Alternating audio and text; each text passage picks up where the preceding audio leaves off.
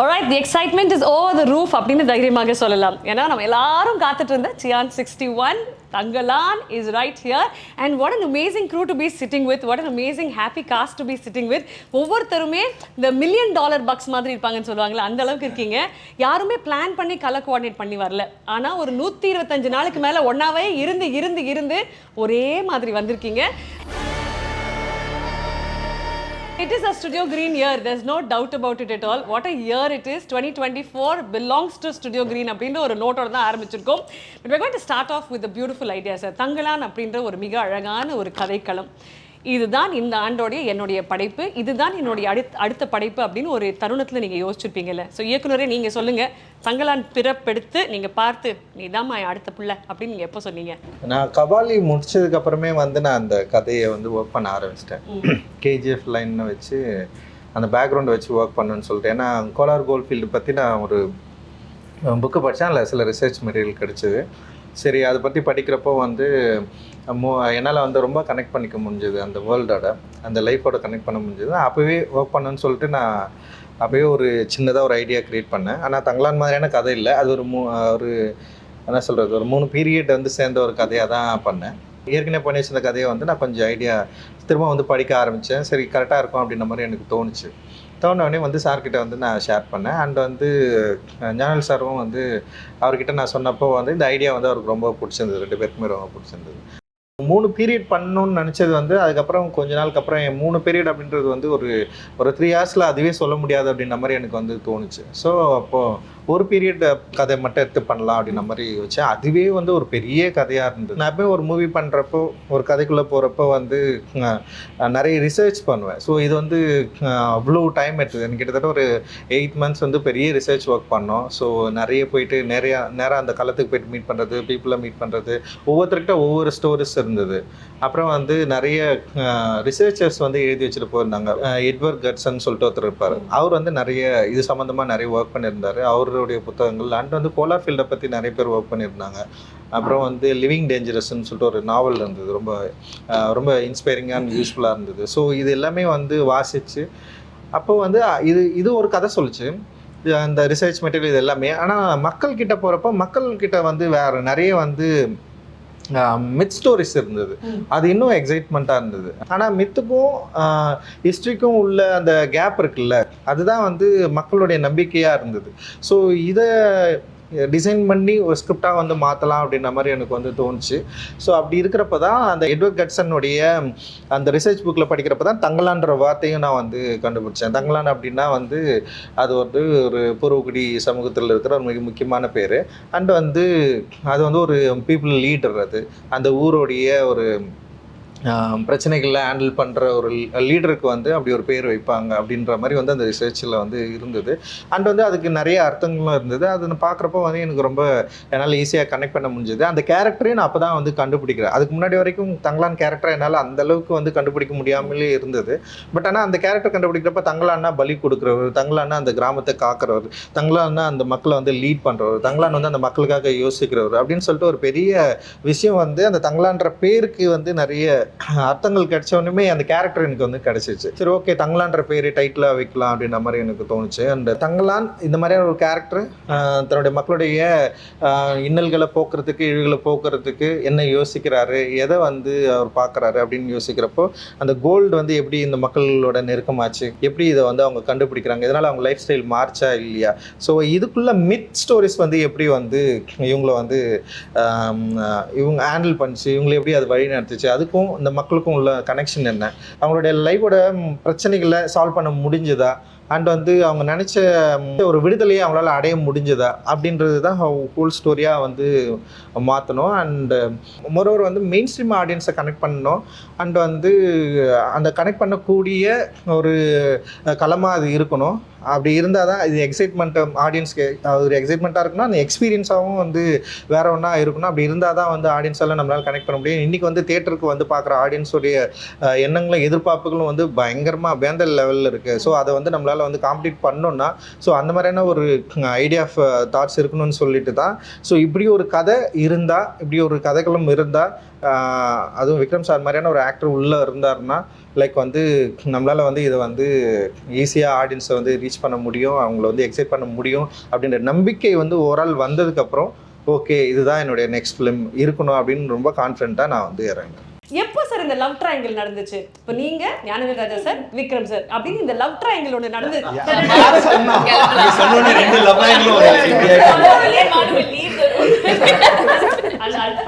அதனால 3 பேரும் black. But actually இது எப்படி சார் நடந்தது? இவங்க 3 பேர் எங்க 2 பேருக்குமே லவ் ரொம்ப நாளா இருக்கு. ஏன்னா வந்து அட்டகத்தின்னு ஒரு படம் வந்து நான் எடுத்து வச்சதுக்கு அப்புறம் ரொம்ப ரிலீஸ் பண்ண ரொம்ப கஷ்டப்பட்டிருந்தேன். அங்க இருந்து ஸ்டார்ட் ஆயிடுச்சு. மெட்ராஸ் பார்த்ததுல இருந்து இவருக்கு எனக்கும் கொஞ்சம் லவ் வந்து ஸ்டார்ட் ஆயிடுச்சு. அதுக்கப்புறம் வந்து ஒர்க் பண்ணணும்னு நினைச்சிட்டே இருந்தோம்.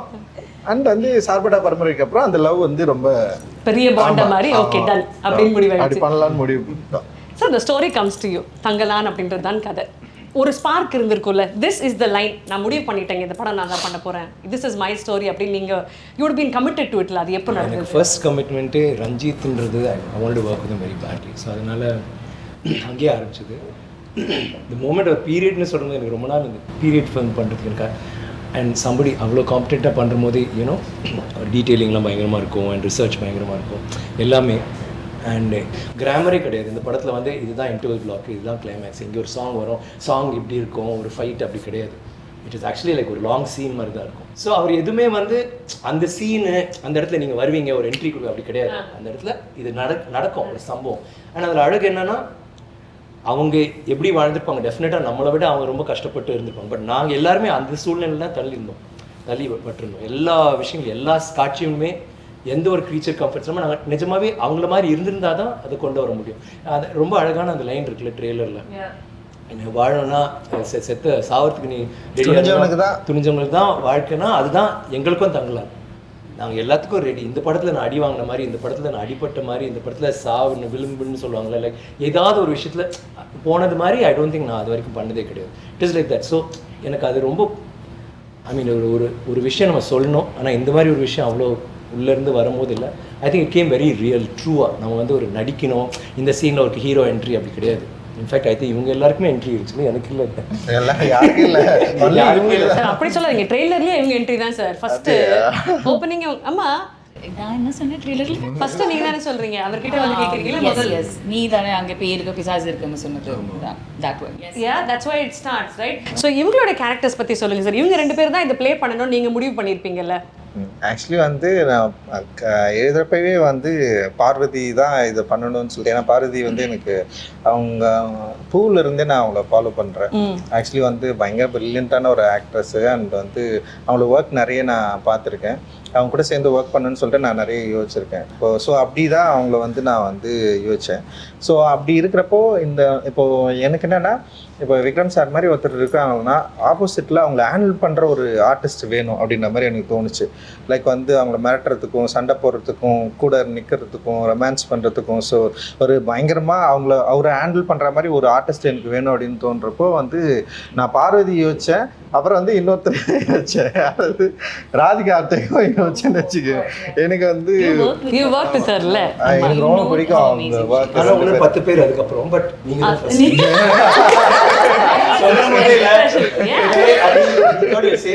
அதனால அவங்க அப்புறம் மற்றவங்க அப்புறம் இவங்க வேற யாரும் யோசிக்கல. அவங்க வந்து நான் ஃபர்ஸ்ட்ல இருந்தே ஆனால் நான் ஃபேனாக சொல்கிறேங்க. 3 பேர் கேரக்டர்ஸும் ஜென்ரலாக சில ஆர்டிஸ்ட் இல்லை அவங்க சொல்லுவாங்க இந்த படம் நான் பண்ணியிருந்தா நல்லா இருக்கும்னு சொல்லிட்டு, இந்த 3 ரோலும் நான் பண்ணியிருந்தான்னு யாரும் ஆசை, ஏன்னா யாருனாலையும் பண்ண முடியாது. It is so realistic. ஆமா, I called him and told, after I watched the film I called him and told, இது வந்து ஆசைப்படக்கூட முடியாது, இது வந்து ஐயோ நாம மிஸ் பண்ணிட்டோமே அப்படி கூட நினைக்க முடியாது. ஏன்னா இவங்களை தவிர 3 பேர்த்த தவிர யாருனாலையும் இது பண்ண முடியாது.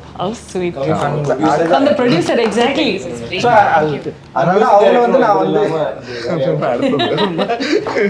சார் இல்லை சார் நான் ஃபினிஷ் பண்ணேன்.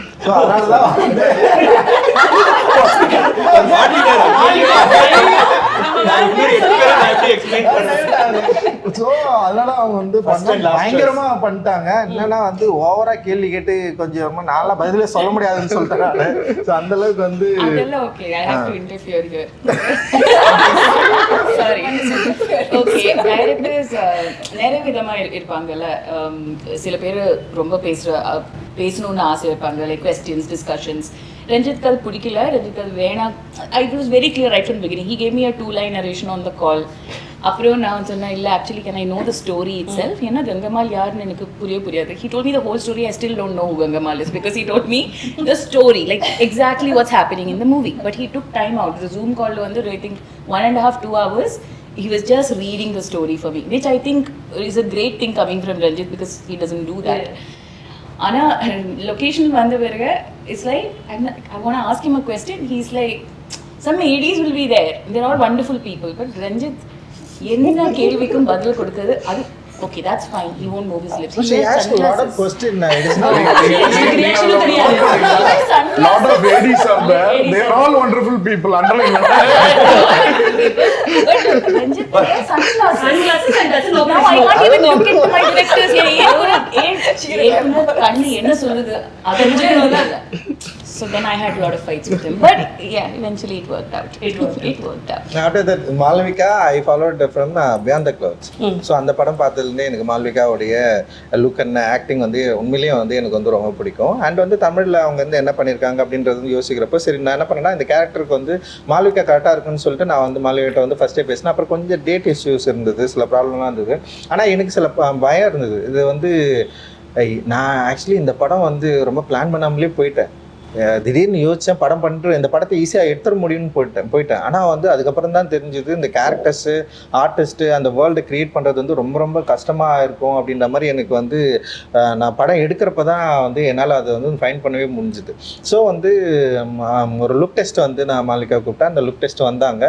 ஸோ அவங்க பண்ணாங்க. எனக்கு என்னென்னா அந்த ஆரத்தி கேரக்டர் அந்த லுக்கெல்லாம் இவங்களால் க்ரியேட் பண்ண முடிஞ்சுது. ஆனால் ஃபிசிக்கலாக வந்து இவங்களால் ஆரத்தி ஆக முடியுமா அப்படின்றது வந்து நான் யோசிக்கவே இல்லை. சரி ஒரு ஆர்டிஸ்ட் நான் பண்ணுறாங்க அப்படின்ற மாதிரி தான் நான் வந்து செட்டுக்கே போயிட்டேன். செட்டுக்கு போனதுக்கப்புறம் வந்து அந்த லுக்கில் ஆனால் வந்து அவங்கள நான் ஏற்கனவே செட் பண்ண அந்த ப்ரீ லுக்கில் வந்து பர்ஃபெக்டாக ஆரத்தி வந்துட்டாங்க.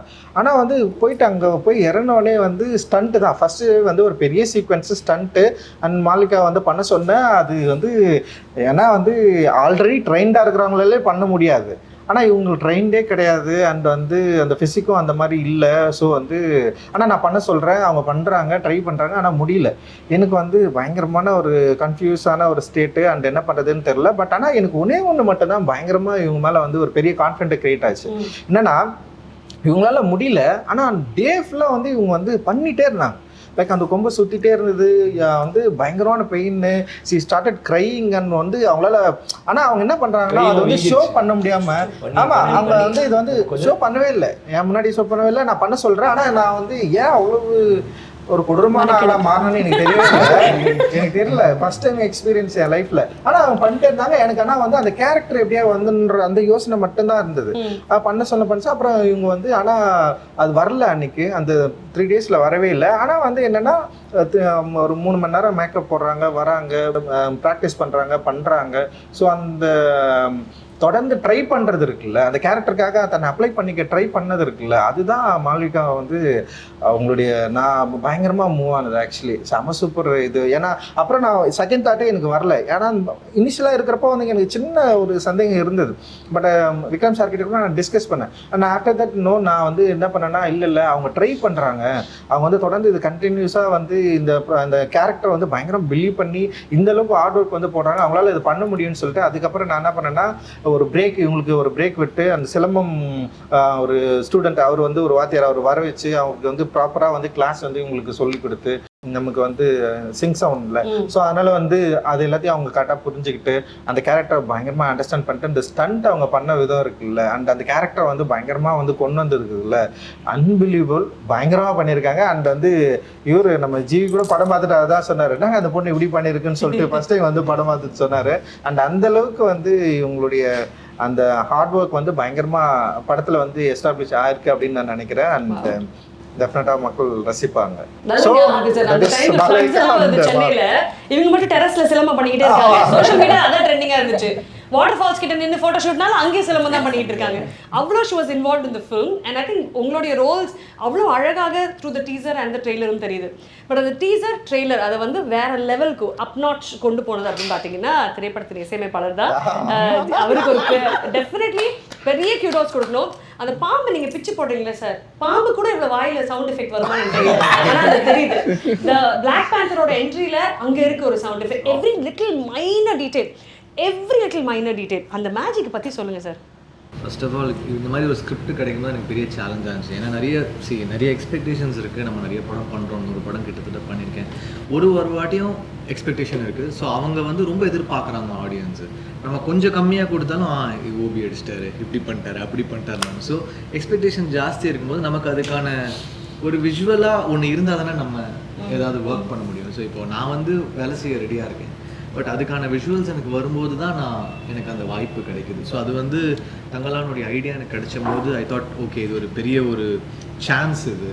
பிகாஸ் இப்போ சில படங்களில் கிடைக்கும், ஆயிரத்தில் ஒருவரில் எனக்கு கிடைச்சிது, மதராஸ் பட்டினமில் கிடைச்சிது, சில படங்களில் you will get that chance, அசூரனில் கிடைச்சிது. அந்த மாதிரி இந்த படத்தில் வந்து எனக்கு அந்த வாய்ப்பு கிடைச்சிது. சரி இதை விட்டுறவே கூடாது அப்படின்ற ஒரு மைண்ட் செட் பயங்கரமாக இருந்துச்சு. அதுக்கேற்ற மாதிரி விஷுவல் வந்த போதும் எனக்கு சேலஞ்சிங்காக இருக்குது ஒரு வாட்டி. ஏன்னா இவங்கெல்லாம் பயங்கரமாக நடிக்கிறாங்க, விக்ரம் சார், பார்வதி மேம், அப்புறம் மால்விகா எல்லாம் பயங்கரமாக நடிக்கிறாங்க.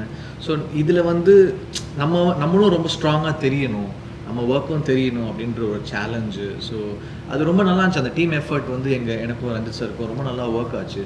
எவ்ரி டைம் ஒரு பயங்கரமான சிட்டிங்ஸ் நடக்கும், ஒரு எக்ஸ்டெம்போராக நாங்கள் எதுனோ க்ரியேட் பண்ணுவோம், ஒரு ஜாமிங் செஷனாக இருக்கும். பட் அது ரொம்ப அழகாக வந்து விழுந்துருச்சு. சில படங்களுக்கு வந்து ரொம்ப அழகாக வந்து விழும். ஸோ அது ஒரு பெரிய சேலஞ்சை எடுத்து பண்ணியிருக்கோம். பேக்ரவுண்ட் ஸ்கோரும் ரொம்ப நல்லா வந்திருக்கு படத்துக்கு. ஸோ எல்லாருடைய உழைப்பும் வந்து ஒரு ட்ரெய்லரில் விஷுவலில் வெளியில் தெரியும் போது அது ரொம்ப ஆடியன்ஸ் பாசிட்டிவாக எடுத்துக்கிறாங்க. ஸோ எனக்கு சான்ஸ் அமைஞ்சு சூப்பர். அந்த ஜாமிங் செஷன் சொன்னீங்க, ஒன்று இவர் பெரிய மியூசிக் லவர், டான்ஸ் லவர். ஒரு நல்ல விஷயம் ஒரு காஸ்ட்லெஸ் கலெக்ஷன் எல்லாம் பண்றாரு. அதனால எல்லா இந்திய மியூசிஷியன்ஸையும் பாக்கெட்ல வச்சிருக்காரு, எடுத்து விடுவாரு. நான் சொல்லுவேன், சார் என்ன சார் எனக்கு ஒரு லிரிக்ஸ் அப்படியே ஒரு இருந்தா இரு கூப்பிடுறேன், உமாதேவி இல்லைன்னா அறிவு வருவார். ஸோ இந்த ட்ரெய்லர்ல வந்து எண்ட்ல வந்து லானி தங்கலானி சாங் வந்து பெரிய ஹிட், எல்லாம் கேட்டே இருக்கிறாங்க எப்போ அந்த சாங் விட போறீங்க அப்படின்னு. ஸோ அந்த பாட்டு பண்ணும்போது ஃபர்ஸ்ட் வந்துட்டார், சார் சாங் வேணும் சார், எண்டு சார் அந்த செகண்ட் ஹாஃப்ல வரணும் சார் அப்படின்னாரு. ஓகே சார் வாங்க சார் அப்படின்னு. ஸோ ஃபஸ்ட்டு ஒரு ரிதமை க்ரியேட் பண்ணேன். அப்புறம் அறிவு கேம். அப்போ நான் ஃபஸ்ட்டு ஒரு ஃப்ரேஸ் பண்ண ஆரம்பித்தேன். அந்த எழுதிட்டுருக்கேன், அவர் எழுதிட்டுருக்காரு. பண்ணிட்டு இருக்கும்போது திடீர்னு ரஞ்சித் சார் வந்து, சார் நல்லா இருக்கு சார், இங்கே ஒரு ஹை பிச்சாக ஒன்று பண்ணால் நல்லா இருக்குமா சார் அப்படின்னாரு. நான் உடனே அவர் என்ன சொன்னாங்க, சார் ஏதாவது வேர்டு இருக்கா சார், இல்லை தங்கலான்ற வேர்டு வந்தால் நல்லா இருக்கும்னாரு. சார் தெரியல சார், தங்கலான் அப்படின்னு நம்ம கத்த முடியாது சார், ஹை பிச்சில் போனால் இடிக்கும், தங்கலான் அப்படின்னு பாட முடியாது சார். நான் came up with this phrase, நானே then Arivu came up with this word லானே தங்கலானேன்னு வச்சுக்கலாம். Then that came up and அது வந்து சாங்கை ஒரு பிரைட்டன் பண்ணிடுச்சு. அப்புறம் செகண்ட் ஹாஃப்ல அதை வச்சும் போது பயங்கரமா எலிவேட் ஆச்சு. அப்புறம் ட்ரெய்லர்ல திடீர்னு எடுத்து வச்சாரு, சரி செட் ஆயிடுச்சு. ஸோ அந்த மாதிரிலாம் எதுக்குமே அவர் சொன்ன மாதிரி இலக்கணம் கிடையாது. இந்த படத்துக்கு கிராமரே ஃபாலோ பண்ணல, அதான் உண்மை. அது வந்து ரொம்ப பெர்ஃபெக்ட்டா சொன்னாரு. ஸ்கிரீன் பிளேவா இருக்கு, ஈவன் மேக்கிங் வந்து கிராமர் ஐ திங்க் ஒரு ஷாட் அந்த இடத்துல நான் அடி வாங்குறது அந்த மண்ணுக்கு, அதுவும் அடிதான். அந்த இடத்துல வந்து ஒரு இடத்துல கேமரா வச்சாங்க, இல்லைன்னா கேமரா மூவ் பண்ணிக்கிட்டே இருக்கும் ஒவ்வொரு சாரி.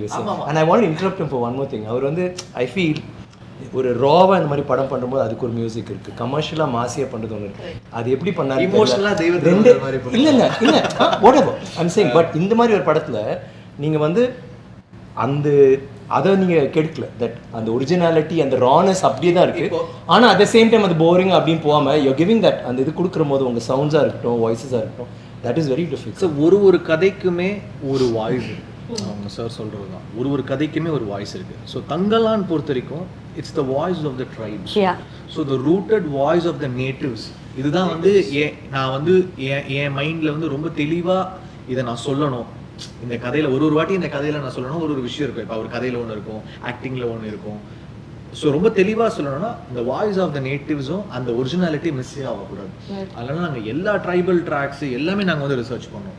எல்லா ட்ரைப்ஸ், எல்லா ட்ரைப்ஸும் அவங்க டியூனே டிஃப்ரென்ஸ். இப்போ நம்ம பண்ற டியூனுக்கும் அவங்க ட்ரைபல் ட்ராக்ஸ்க்கும் வந்து ஒரு பயங்கரமான ஒரு டிஃப்ரென்ஸ் இருக்கு. அவங்க ஒரு நோட்லயே சுற்றுவாங்க. ஸோ அதனால தான் இந்த ஜான ஜான ஜான ஜான ஜானே அந்த ஒரு விஷயத்தையே தான் திருப்பி திருப்பி சுற்றி டியூனில் வரும். ஸோ இதெல்லாம் வி ட்ரைட். ராஜா சார் வந்து நிறைய ட்ரைபல் ட்ராக்ஸ் அப்போ பண்ணியிருக்காங்க. அதுக்கப்புறம் பெருசாக ட்ரைபல் மியூசிக்கை வந்து இந்தியன் சினிமாவில் பெருசாக கவர் பண்ணல. கேரளாவில் நிறைய பண்ணுறாங்க, தமிழில் வந்து யாரும் பெருசாக கவர் பண்ணல. So we thought will tell it in an authentic zone where it is real and it sounds tribal. So we've brought in all those woodwinds, those word percussions, those tribal voices, stacks of voices. இப்போ அதுக்கு parallel பார்த்தீங்கன்னா African choirs வந்து இருக்கும். ஆனால் African choirs நம்ம அதே மாதிரி treat பண்ண முடியாது. we have to sound international but different, but we should sound earthy. So அந்த earthiness எடுத்துகிட்டு வர்றதுக்கு அந்த ஸ்டாக்ஸ் ஐடியாவை வச்சுட்டு நான் வந்து நம்மளுடைய டியூனில் நம்மளுடைய இந்தியன் ட்ரைபல்ஸ் வந்து அந்த சவுண்ட்ஸ் நான் யூஸ் பண்ணுவேன். அண்ட் woodwinds அவர் சில சவுண்ட் சொல்லுவார், சார் ஃப்ளூட் ஒண்டி வரவே கூடாது சார், இது ஒண்டி வரவே கூடாது சார், நல்லா இருக்கு சார் ஃப்ளூட் வேணாம் சார், எனக்கு இது ஒரு ராகமா இருக்கு சார் வேணாம் சார் அப்படின்னு. அப்புறம் சரி என்னடா பண்ணலாம், சரி ரீட்ஸ் எடுத்துட்டு வருவோம். இது வந்து அந்த தென் ஸ்னேக் சாமர்ஸ் அந்த மாதிரிலாம் ரீட்ஸ்லாம் யூஸ் பண்ணோம். So it was one hour எந்த கிராமருமே ஃபாலோ பண்ணாம அந்த மொமெண்ட்ல அவருக்கு என்ன தோணுதோ அதை வச்சு நாங்க வந்து ஆடியோவை வந்து பின் பண்ணி வருவோம். சரி நிறைய வேணாம் தான் சொல்லுவேன். இது வேணாம் சார், இது வேணாம் சார், இது வேணாம் சார், இல்ல வேணாம்னு சொல்ல கத்துக்கணும். அதே மாதிரி ஃபர்ஸ்ட் எது கொடுத்தாலுமே அவருக்கு பிடிச்சா கூட ஃபர்ஸ்ட் அதுல வந்து ஒரு சரி இது வேணாம் சார் ஃபர்ஸ்ட் டேக், ஃபர்ஸ்ட் நாலாவது டேக், அதுக்கப்புறம் ஆறு அம்மாரா இருக்கு. ஸோ ஃபர்ஸ்ட் வாட்டி டீசர் மியூசிக் கொடுத்தோன்னே சார் இது வேணாம் சார் அப்படின்னு. பட் ஃபைனலா அதோடைய அவருடைய இன்டர்பிரிட்டேஷனோட சேர்த்து தான் ஒன்று வரும். அந்த முதல் இப்போ நேட்டிவா நம்ம ஃபர்ஸ்ட் கம்போஸ் பண்ற அந்த காம்போசிஷன் வந்து ரொம்ப ஸ்பெஷல். ஏன்னா நீங்க ஒரு விஷயத்துக்கு கதை சொல்றாங்க, முதல்ல வர எக்ஸ்பிரஷன், முதல்ல வர டியூன் வந்து ரொம்ப ரொம்ப ஸ்பெஷல். ஸோ அதை நான் விடக்கூடாதுன்னு நினைப்பேன். அவருடைய விஷயத்த சேர்த்து அப்படி ப்ரெசென்ட் பண்ணுவோம் ஒரு வாட்டி. இந்த மாதிரி எனக்கு ஒரு எக்ஸ்பீரியன்ஸ் தமிழ்நாட்டில் கிடைச்சது. நான் சந்தோஷ்க்கு அப்புறம் வந்து என் சந்தோஷ்க்கும் எனக்கும் வந்து பயங்கரமான ஒரு இது இருக்கும். நான் என்ன யோசிக்கிறேன்னா அவன் வந்து சவுண்டை கண்டுபிடிச்சிருவான். ஸோ அப்படி தான் வந்து இருந்தோன்னா இப்போ புதுசாக வந்து இப்போ ஜிவி வந்து முன்னாடியே வந்திருக்காரு, வெரி பாப்புலர் மியூசிஷியன்னு. ஸோ அவர்கிட்ட வந்து எப்படி ஒர்க் பண்ணுறதுன்னு எனக்கு ஒரு பயம் இருந்தது. சும்மா போய்ட்டு ஒரு முறை மீட் பண்ணேன். இப்போ ஞானல் சார் கிட்ட பேசிட்டு சார் நான் ஜிவி போகலாம் சார் அப்படின்னு நான் சொன்னேன். சூப்பருங்க, நல்லா ஒர்க் பண்ணுறதுக்கு ஈஸியாக இருப்பார் அப்படின்னு சொன்னார். சரி சார்கிட்டே நான் சொன்னேன், நான் அவருக்கும் வந்து ஜிவி போகலாம் கரெக்டாக இருக்கும்னு தான் சொன்னார். சரி நான் சும்மா போய் மீட் பண்ணேன். மீட் பண்ணோடனே வந்து அவர் என்னை வந்து என்ன சொல்கிறது, அந்த ரிசப்ஷன் பண்ண விதம் இருக்குல்ல பயங்கரமாக இருந்தது. என்னடா அது ஒரு ரொம்ப ஈஸியாக இருக்காரு அப்படின்னு தோணுச்சு. அப்புறம் மியூசிக்கில் வந்து ஏதாவது பிரச்சனை வந்திருப்பது எனக்கு எப்படின்னா வந்து இதுதான், நான் வந்து எனக்கு வேணான்னு சொல்கிறேன். இப்போ சந்தோஷம்னா அப்புறம்னா ஃபுல்லாக கம்போஸ் பண்ணி ஃபைனலாக கொடுப்பான். பார்த்துட்டு எனக்கு வேணான்னு சொல்கிறோம், டக்குன்னு வந்து ஓகே பரவாயில்ல அப்படி மாமே அப்படின்னு சொல்லிட்டு நான் எடுத்துருவோம். ஸோ அந்த கம்ஃபர்டபுள் இருந்ததா. சரி இங்கே இவர் என்ன யோசிப்பாரு அப்படின்னு சொன்னோடனே வந்து என்னன்னா எப்படின்னா இப்போ கடைசியாக இந்த மினிக்கில் வந்து அவர் என்ன பண்ணாருன்னா ஃபுல்லாக எல்லாம் அரேஞ்ச்மெண்ட்டை முடிச்சுட்டு அனுப்புகிறாரு. அனுப்பிச்ச உடனே நான் சொல்கிறேன் சார் எனக்கு சில சவுண்ட்லாம் எனக்கு வந்து வேணாம் சார் அப்படின்னு சொன்னேன். அப்படியே சார் நீங்கள் ஸ்ட்ரெயிட்டாக ஸ்டுடியோ போயிட்டு எது உங்களுக்கு வேணான்னு சொல்கிறீங்களோ அதெல்லாம் எடுத்துருங்க சார். இல்ல பண்ணிட்டேன். நான் என்னடோ யோசிக்கிறேன், இங்க ஒரு ஆப்பிரிக்கன் வாய்ஸ் மாதிரி வரணும், இங்க இப்படி வரணும், இங்க உட்விண்ட போடுறா, இதை போடுறா, அதை போடுறா, நான் எல்லாம் டிசைன் பண்ணி எல்லாம் பண்ணிட்டேன். ஆனா எனக்கு லைட்டா தெரியுது ஒரு படி லேயர் ஜாஸ்தியா இருக்குன்னு எனக்கே தெரியுது. சரி நான் பார்த்தேன் எப்படின்னா லாஸ்ட்ல தூக்கிடுவாரு எல்லாம் வச்சுக்கோ, நம்ம எப்படியோ வந்து ஒன்னு சொல்லுவாரு, அவரை வச்சு அதுல பாதி போயிடும், பாதி ரீடைன் பண்ணிக்கலாம். சென்சார் 10 நிமிஷம் வை, 1 நிமிஷம் தான் தேவை, உடனே எக்ஸ்ட்ரா வை நான் கட் பண்ணிடுவானுங்க சென்சார்லன்ற மாதிரி. அவர் வரும்போது சரி நான் சொன்னேன், சார் நீங்க போங்க சார், உங்களுக்கு என்னதான் வேணாமோ தூக்கிருங்க சார் அப்படின்னு நினைச்சேன். அப்புறம் அவர் போய் நிறைய தூக்குனாரு. அதுக்கப்புறம் அவரு பண்ணிட்டு போனாரு, ஒரு 2 ஒண்டி வச்சுட்டேன் நான் சார். ஸோ அந்த அளவுக்கு கம்ஃபர்டபுள் அண்ட் வந்து வேணும் வேணாம் அந்த டிஸ்கஷன் வந்து பயங்கர ஹெல்த்தியாக இருந்தது. அண்ட் வந்து கம்போசிங்கில் வந்து இப்போ என்னோட தாட்ஸை வந்து ரொம்ப ஈஸியாக அவர்கிட்ட சொல்ல முடிஞ்சது, அதை கன்வே பண்ண முடிஞ்சது. அவரும் அதை வந்து ஈஸியாக அண்டர்ஸ்டாண்ட் பண்ணிக்கிட்டாரு. அண்ட் வந்து பயங்கரமாக டிஃப்ரென்ஸ் எதுவுமே இல்லை எங்களுக்குள்ள, டிஃப்ரெண்ட் தாட் ஆஃப் ஒப்பீனியன் அப்படி எதுவுமே இல்லாமல் இந்த கதையோட உலகத்துக்குள்ளே அவரால் ஈஸியாக வர முடிஞ்சது. என்னுடைய இப்போ எனக்கு என்னென்னா வேர்ட்ஸாக என்னால் சரியாக சொல்ல முடியாது. இப்போ நான் ஒரு வேர்ட் சொல்லுவேன், ஆனால் அதுக்குள்ளே ஒரு இன்னராக ஒரு எமோஷன் இருக்கும். அதை வந்து கண்டுபிடிக்கணும்னா அது ஒரு ரொம்ப கடுமையான ஒரு ஒரு கெப்பாசிட்டி தான். ஸோ அது இவங்க எல்லாரும் நல்லா பண்ணிட்டாங்கன்னு வச்சுங்களேன். அவரு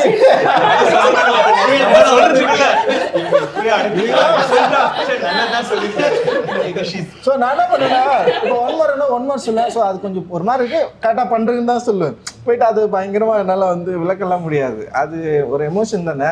ஸோ அதை ஈஸியாக அண்டர்ஸ்டாண்ட் பண்ணிக்கிட்ட ஒரு அற்புதமான ஒரு நண்பராக ஜிவி மாறினாரு. அது என்னால் வந்து என்ஜாய் பண்ண முடிஞ்சது வெல் நாங்கள் ஒர்க் பண்ணுறப்பவே. அண்ட் ரொம்ப சந்தோஷம் சார் உங்க கூட ஒர்க் பண்ணது. Thank you sir. ஸோ பியூட்டிஃபுல்ல சார். எனக்கு ஒரு பெரிய டவுட் சார். ரொம்ப அழகான ஒரு பொண்ணை பார்த்து நீ இந்த படத்தில் ஆன்டகனிஸ்ட்மா, இன்ஃபேக்ட் நீ வந்து ஒரு மித் மாதிரி தானே ஆர்த்தி அப்படின்ற ஒரு கேரக்டர் வந்து நீங்கள் சொன்ன மாதிரி அந்த ஹிஸ்ட்ரி, ரியாலிட்டி அண்ட் மித்துக்கு நடுவில் இருக்கக்கூடிய மக்களுடைய ஒரு நம்பிக்கை.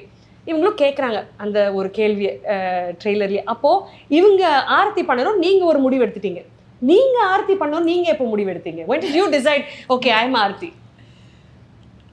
I was at a stage in my career where I wanted to work with good directors and do memorable roles.